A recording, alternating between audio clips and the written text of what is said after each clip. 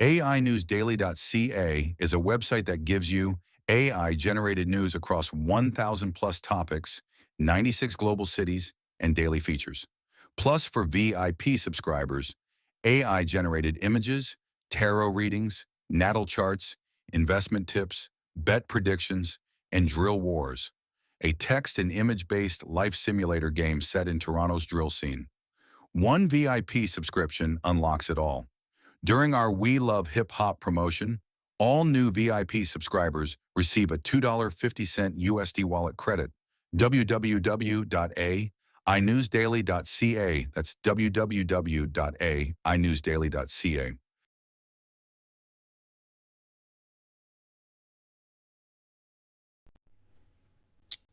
Rodney Albert Augustine Kirton. He was more than he was portrayed. He was a father, a son, a brother, a godson, an uncle, a cousin, a nephew, and a friend.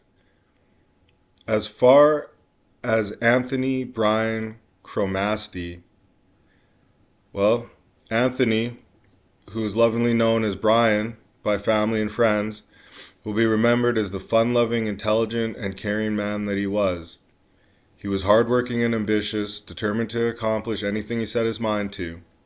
He loved his family and put them above everything. When he found out that he was going to be a father, he embraced it with open arms. He was determined to be the best parent he could be. His daughter was his absolute pride and joy. He loved her more than anyone else, and she loved him right back. Brian was always able to make anyone laugh, even in the most terrible situations. His goofiness was contagious and allowed him to relate to anyone in his presence.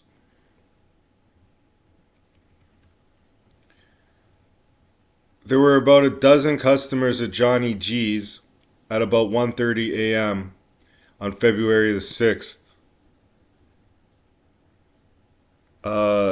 When Anthony Brian Cromastey, who was 30 at that time, and Rodney Albert Kirton, who was 25, pulled out guns and fatally shot one another simultaneously in a dispute involving members of the same street gang, police said. Past reporting on charges laid against Cromastey in Red Deer, Alberta following a 2012 drug bust indicates police had identified him as a member of the Mad Cowz street gang. Kirton pleaded guilty to possession for the purpose of trafficking on March 18, 2014 when he was 21 and received a 20-month sentence and lifetime weapons prohibition. During sentencing, court heard Kirton was wanted on outstanding warrants when police located him on September 28, 2014 on a Furby Street in a taxi with two other men. The officers observed what they believed to be hand-to-hand drug transactions between Mr. Kirton and an unknown male. Federal prosecutor Stacey Colley told the court. Upon the arrest, he was searched and they seized from him $2,400 in Canadian currency. This was located in his wallet in his front pants pocket. They also saw a white iPhone, a black Samsung cell phone, and in further search of the taxi cab, they located 23 rocks of crack cocaine under the passenger seat. Kirton was questioned during sentencing about gang involvement by Judge Kelly Moore. He asked him, "How are you going to get out of this gang activity? It's not as easy as just ripping up a membership card. You know that," Moore said during sentencing. "What makes you think that you're going to get out of it?" Kirton replied, "I haven't really put much thought into it. You know, as long as you continue with this lifestyle, you got to get used to jail, then, because that's eventually what you're going to do," said Moore. "You might get out, you might stay out for a few months, but you'll get involved with some guys. You may not actually even do anything, but at the end of the day, you may be at the wrong place at the wrong time," said Moore. Kirton found himself back in court for another drug trafficking matter on July 31st, 2015, when he was sentenced to 3 years in custody and given a second mandatory lifetime weapons prohibition after pleading guilty to possession for the purpose of trafficking. Court heard officers searched a home on Agnes Street on May 1st, 2015, and located the accused, who was with his 15-month-old child in the residence. Police also found 20.6 grams of crack cocaine and $6,500 in Canadian currency. Kirton's defense lawyer told the court that Kirton felt remorseful for what happened. He grew up in an environment where drugs and gangs are basically a part of daily life, his lawyer told the court. He advised me he left the gang or never was in fact a full-fledged member, some affiliation perhaps, but not really into being a full-patch member. Cromastey was also known to police. Court records indicate that Cromastey was convicted in July 2013 and sentenced to 10 days in custody for failing to comply with the conditions of recognizance. A Winnipeg police spokesperson, Constable Rob Carver, said during the February 8th press conference that a situation where two people fatally shot one another simultaneously was unheard of in Canada. The deaths were the fourth and fifth homicides in Winnipeg in 2019. 4 of the 5 had been the result of gun violence.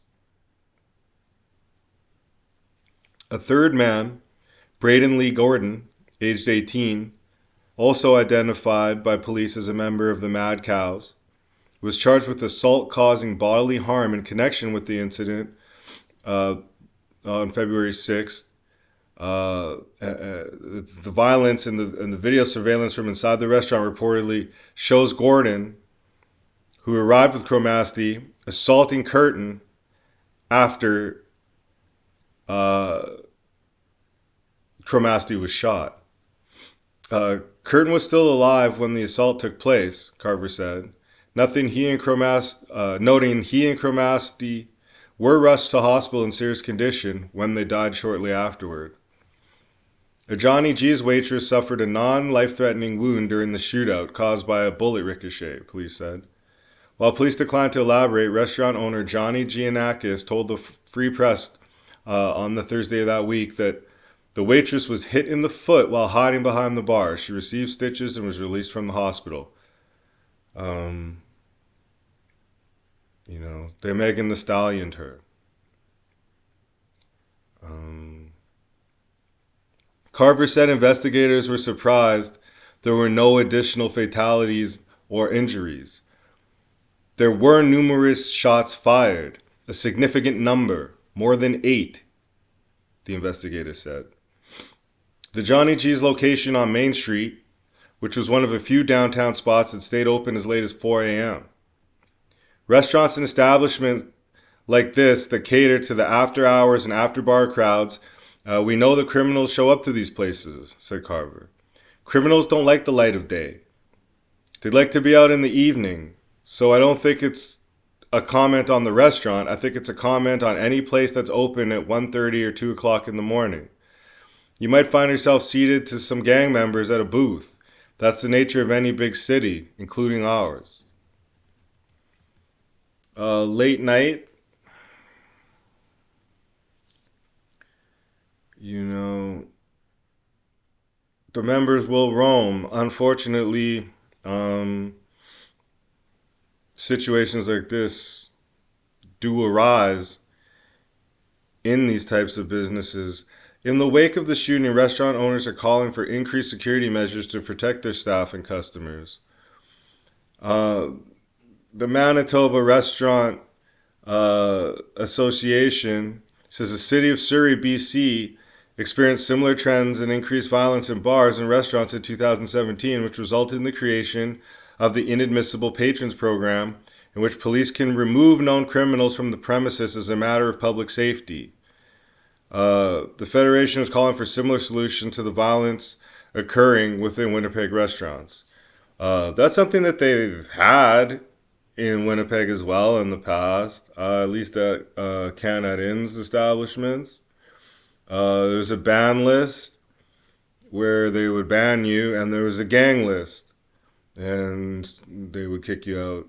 Some people were on both. But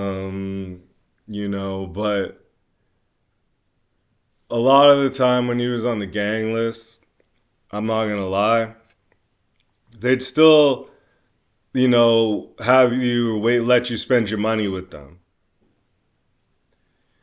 And then they might kick you out around 1:30 or something. Like, they try to get you out of there before people was hanging around outside the club type thing. This was 20 years ago now, so the laws could have changed since then. We need to take all the necessary steps to ensure our patrons and staff are safe and that our businesses can continue to thrive in the city of Winnipeg, said Robert Walker, who's the chairman of the Restaurant Association Board of Directors. He stated that in a release.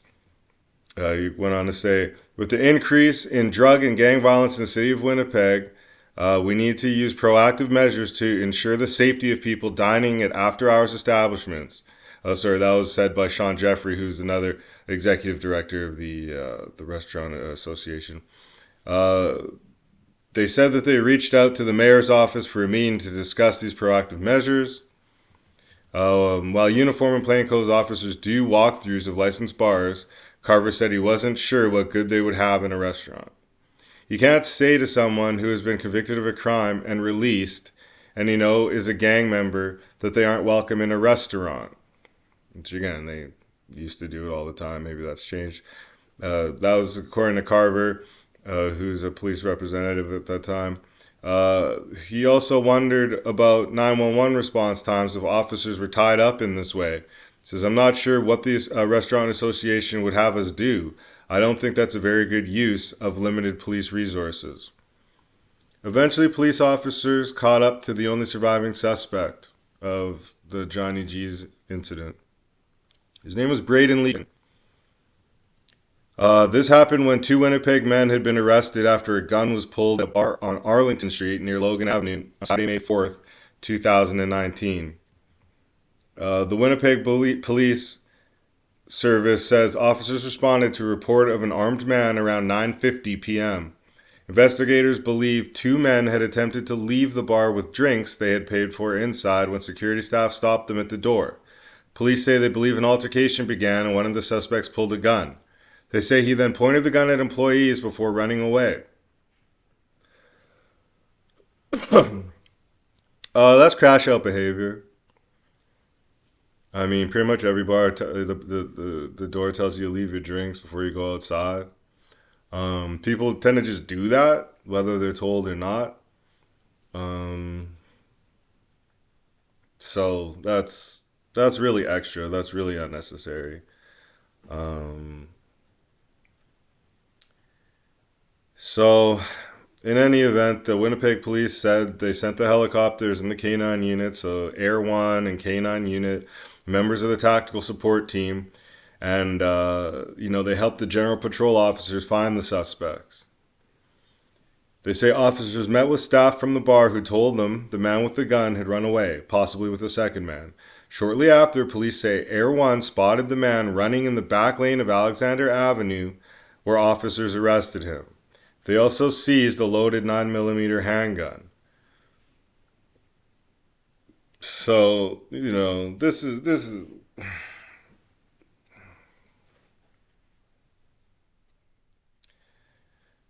like I said, this is just crash out behavior. This is moving sloppy.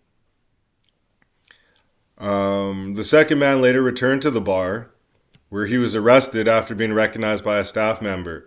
After searching him, police say they seized a knife and 3 small bags of what they believe was cocaine. I'm not sure why that wouldn't have been verified or what took place there, but they believe it was cocaine. Brock James Swampy, 22, and Braedon Lee Gordon, 18, were both facing several weapons-related charges. Gordon had also been charged with assault and was processed for 2 outstanding warrants for failing to comply with the sentence. Both men were detained in custody, and Braedon Lee Gordon would find himself in trouble with the law again during an impaired driving and firearm arrest. So this was on October 21st, 2020 at approximately 10:55 a.m. A West District General Patrol Unit observed a stolen vehicle with front end damage in the 800 block of Bannatyne Avenue. Officers safely stopped the vehicle and the male driver was taken into custody. A search of the vehicle and driver resulted in the seizure of a sawed-off .22 caliber rifle along with ammunition. Officers also determined that the male was impaired. The vehicle had been reported stolen between October 19th and 20th from the Minto neighborhood. The male driver had previously been arrested for a second impaired driving offense during the evening of October 11th, 2020, when he was observed by a canine unit driving erratically at a high rate of speed in the area of Logan and McPhillip Street. Upon being pulled over, he collided with a cruiser car and was taken into custody. Over both incidents, Braedon Lee Gordon, who was a 20-year-old male by this point, was charged with operation of a conveyance while impaired to any degree by blood alcohol content or drug or a combination of both ×2. Within 2 hours of ceasing to operation, a conveyance is impaired with blood and alcohol equal to over 80 milligrams. Fail or refuse to provide a sample. Possession of firearm, a restricted, prohibited weapon, or ammunition contrary to prohibition order. Possession of a firearm knowing its possession is unauthorized. Possession of a loaded, prohibited, or restricted firearm. Unauthorized possession of the prohibited or restricted weapon in motor vehicle. Possession of property obtained by crime over $5,000. And fail to comply with the probation order. So, Braedon Lee Gordon was actually first known to police and local media as a missing persons case.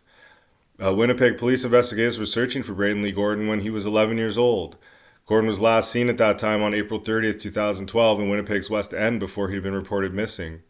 It appears he may have been among the many stuck in the cycle of foster care, gangs, and prison.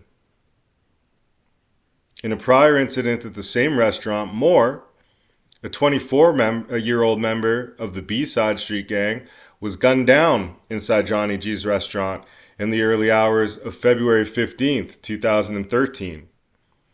Chatkana, the accused shooter, was a member of the rival Mad Cowz street gang. So this was a B-Side versus Mad Cowz incident. The member from the B-Side street gang was gunned down at Johnny G's as well by the Mad Cowz street gang member. Apparently, there was no evidence Chatkana was pressured to kill Moore, noting he later bragged about stepping in after the planned shooter pussied out. So it looks like this is a planned hit. The guy that was supposed to do the shooting thought better of it. This guy's bragging, hey, he backed out, so I stepped up. I did this dirt. The guy who backed out is probably thinking, this is a terrible plan, and whoever does this is a crash out. Like, it's a crowded restaurant.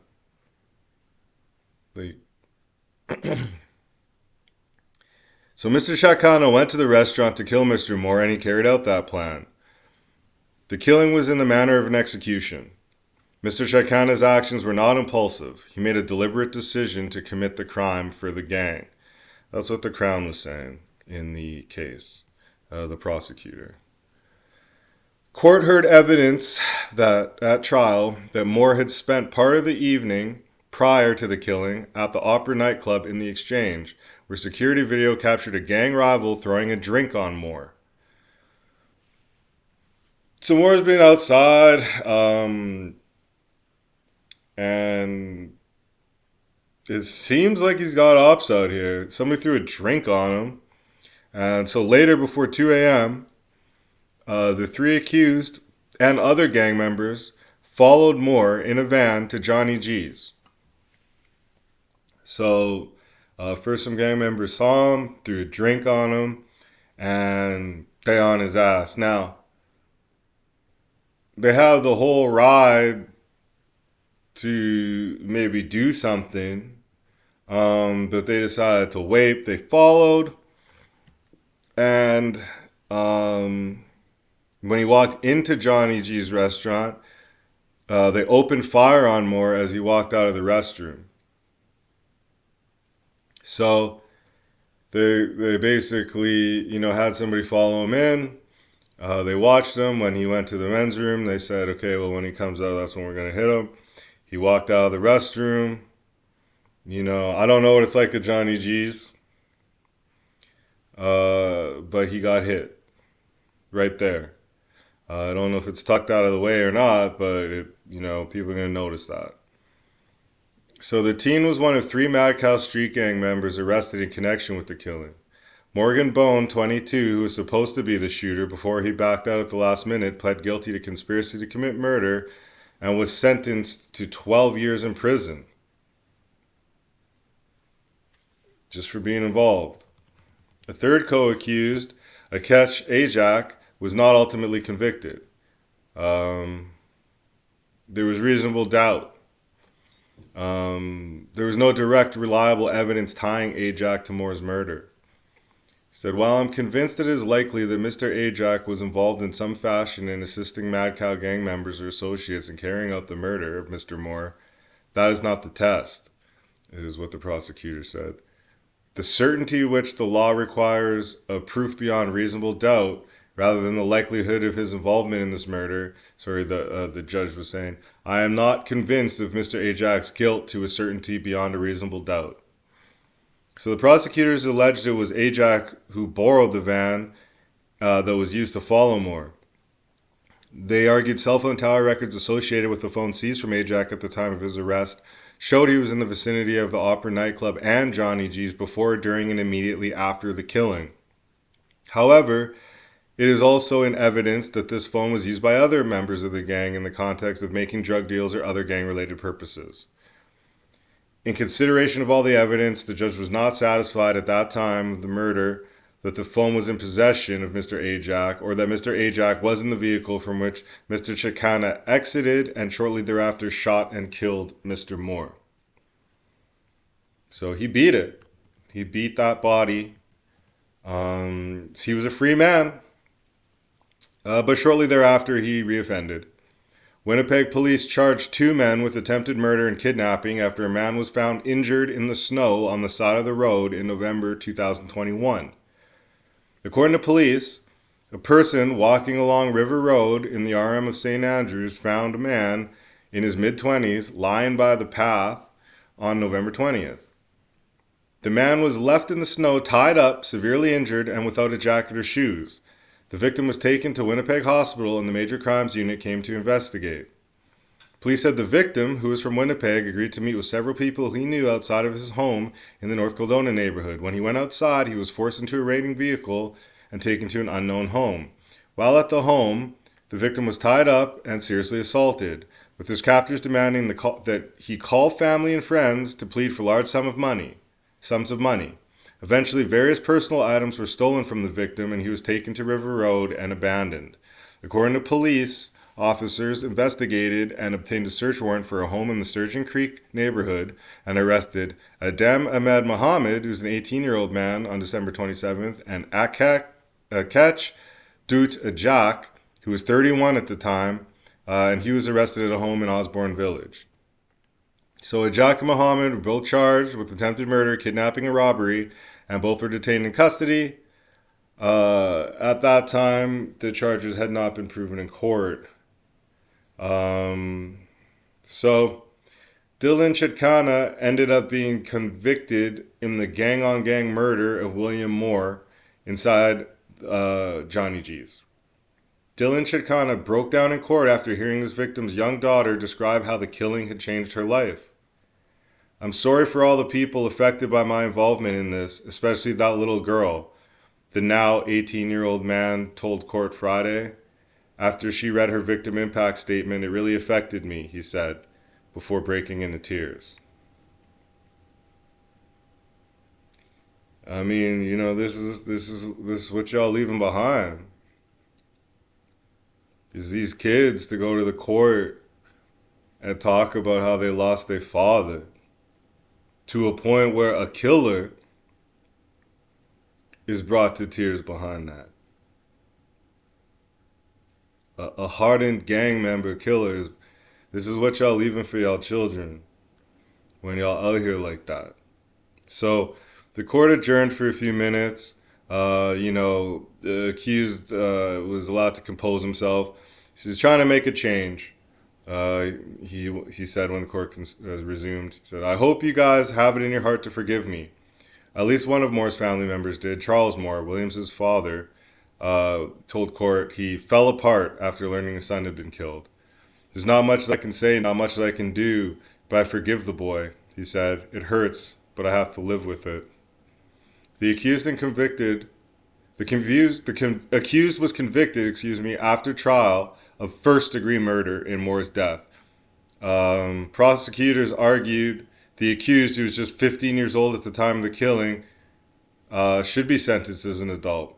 He said this was a young man who was making independent choices. Crown attorney Mary Goska told Justice Sadie Bond, "At the time he shot and killed Mr. Moore, he knew exactly what he was doing. His involvement was premeditated, direct, and deliberate, reflecting adult qualities." Child soldiers. I have a son around that age. He's not an adult. I can't imagine. I can't imagine. And so it's a whole different world that some of these kids are coming up in, and where they're finding themselves at these age. So the court heard he was no stranger to police at the time of the killing. He was still on probation for shooting another youth in the face. If sentenced as an adult, the teen will be ordered to serve life in prison with no chance of parole for 5 to 7 years. If sentenced as a youth, he will serve no more than 10 years, at least 4 of them under community supervision. The judge agreed to the Crown seeking an adult sentence, ruling a youth sentence would not hold him accountable for his actions. Chatkana was tried as an adult and sentenced to life in prison with no chance of parole for 7 years. So, to clarify, that's if you get an adult charge while you are not an adult. Okay? Any other time you get a first-degree body, you're doing time. In most cases, 25. 7 is outright unheard of because on a murder 2 as an adult, you're doing minimum 10 to life. So the mandatory minimums are much lower if you are a youth that is convicted as an adult. However, he's got a life tag. That never goes anywhere. They can always pull that if he does get paroled. If he ever does violate, he's got a life tag. The Mad Cowz and B-Side gang have been at odds since the 2004 killing of 14-year-old Mad Cowz associate Sirak Rezene. Rezene and Akech Ajak say they quickly lost control of their son after moving to Canada. Sirak stopped coming home at night and began associating with members of the Mad Cowz.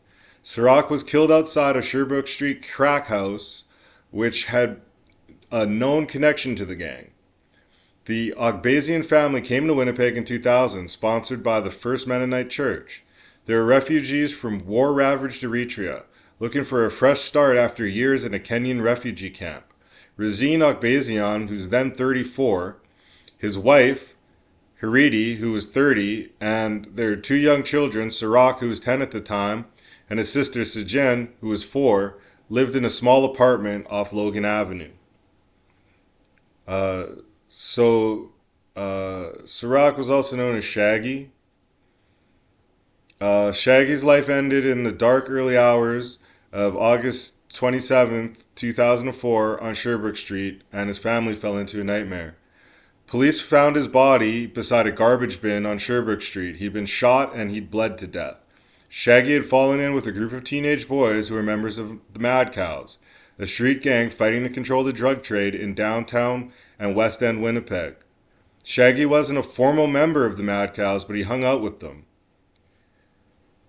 So, the shooter, was tracked down. So, a Winnipeg man shot a 14-year-old boy dead during a gang dispute over drug selling turf. He was sentenced to 88 months in prison in a case the victim's family called a travesty of justice. So I'm trying to do the math. That's about 7 years and 4 months. You might be able to correct me if I'm wrong. That's some time, but you only got to do 2/3 of it. So he basically got him a nickel. Lance William Laquette, who's 20, pled guilty to manslaughter as part of a plea bargain he struck with the Crown. In exchange, the Crown dropped the second-degree murder charge against Laquette and set 3 other co-accused free by staying all charges. So, he took one for the guys, he pled out. 2 rival groups, the B-Siders and Mad Cowz, had been competing to sell drugs in downtown Winnipeg for several years. So this was an August 2004 killing. Sirak a member or affiliate of the Mad Cowz, was killed about 12 hours after 3 members of the B-Siders, including Laquette, were shot at twice while visiting a friend who lived within the rivals' turf, he said. Akech was at a known crack house with fellow Mad Cowz members around 3:30 a.m. when they got a call arranging the sale of cocaine at another location. As they walked to meet their buyer, several members of the B-Siders jumped out from behind a fence. Another man hiding behind a garbage can ran out with a gun and opened fire, court was told. Akech was hit with a .22 caliber shot to the heart and managed to stagger back to the nearby crack house where he collapsed. His friends dragged him to a nearby boulevard, not wanting to have police discover their drug den, and eventually called 911 from a payphone. So 22 to the heart. It's a tough one. He's just a kid, so probably didn't have a lot between it. And he wasn't going to eat that. It pierced his heart. The African Mafia, which has operated in the West End downtown areas of the city since 2005, is made up of immigrants from war-torn East African countries. Police say the gang's main interest is to profit from the control the sale of crack cocaine in the city of Winnipeg. The gang was formed as a splinter group of the Mad Cowz street gang after some members believed the leadership did not do enough to avenge the gang-related shooting death of Sirak, Shaggy, Rezene. How do Winnipeg police figure out if someone's a gang member? Well, there's a 6-point validation criteria outlined in the report based on Criminal Intelligence Service of Canada's approach. So the CIS is like the CIA in America. A person is considered a verified gang member if they hit 2 of the 6 criteria, and an associate if they hit 1 of the 6. Okay, this is how you know if you're a member according to the boy now. Okay, is you gotta have 2 of the 6 to be a member. If you only got 1, then you're an associate. So are you a reliable source of information? I don't know how that's verified unless you're telling. So I don't really know. But I guess do you know what's really going on, or are you just making stuff up? Like, are you tied in? Do you really know what's happening? Observed association with known gang members. I mean, that's, Subject acknowledged the gang membership. Okay, it sounds like it's pretty easy to get tagged as a gang member there. Involved in gang-motivated crime. Court ruling subject was a gang member. Okay, I'm not sure what that... Court ruled that the subject was a gang member. Okay, so if the court says you're one, then you're at least got to be an associate. And if you have common and or symbolic gang identification or paraphernalia, that could be tattoos, that could be support gear, that could be, those type of things. So, what is the history of the African Mafia? Well, the police first noticed them in 2005 as a splinter of the Mad Cowz street gang. It was formed in 2004, so it was only about a year until that split happened. Police allege that Evan Murphy, Amyoti, aka Dirt, and Yassine Ibrahim, aka Ace, formed the Mad Cowz, and Amyoti preyed on young male immigrants from Africa to join. Started warring with the B-Side gang in 2004, and they remain rivals ever since. Eventually, African Mafia forms because the B-Siders shoot and killed Sirak Rezene, aka Shaggy, in 2004, who was associated with the Mad Cowz. Police say many Mad Cowz were displeased with Amyoti because they didn't retaliate for Shaggy's murder and felt they weren't getting enough cash for trading drugs, hence the formation of the African Mafia by 2005. Those two factions started fighting over the West End drug trade and exchanged open-air gunfire, leading to the shooting death of the bystander Philippe Hayart in October 2005. In response, the city kicks off Operation Clean Sweep, evolving into the city crime or the street crime unit, which still exists to this day. So, a civilian got killed in the gunfire, and that's how the street crime unit was formed. Today, there were 40 to 50, or at that time, there were 40 to 50 active gang members associated with the gang. Police say tensions between Mad Cowz and African Mafia have calmed down. The police say that because they want to avoid the heat from the police and focus on making cash, money made from the drug trade. There's also two new splinter gangs called the Pitbull Army that was formed in 2006 and All About Money, which was formed in 2008. So there's DPA and ABM.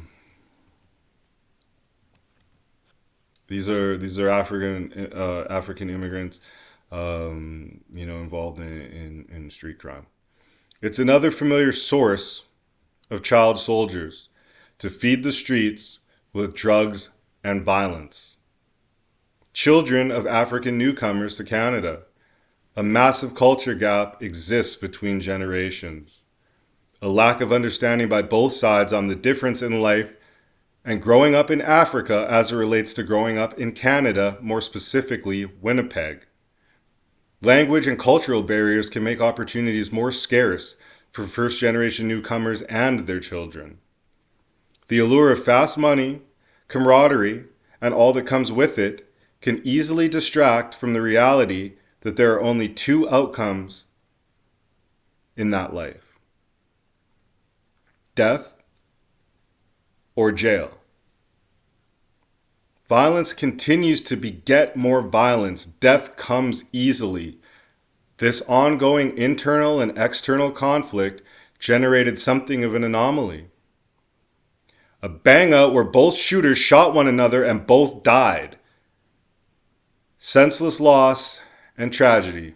No one left to provide answers. Another individual caught in the mix who would continue to go on to live the same violent lifestyle, armed and seemingly still dangerous.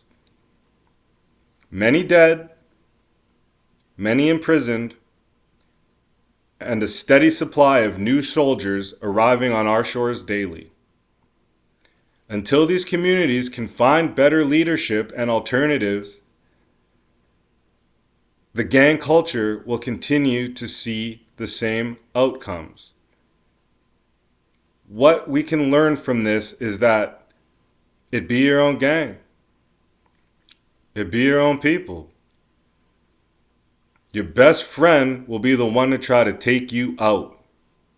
There's no loyalty in these streets. There's no moral high ground when it comes to killing. Under the right circumstances, anyone could be capable. You live by that gun, be prepared to die by it.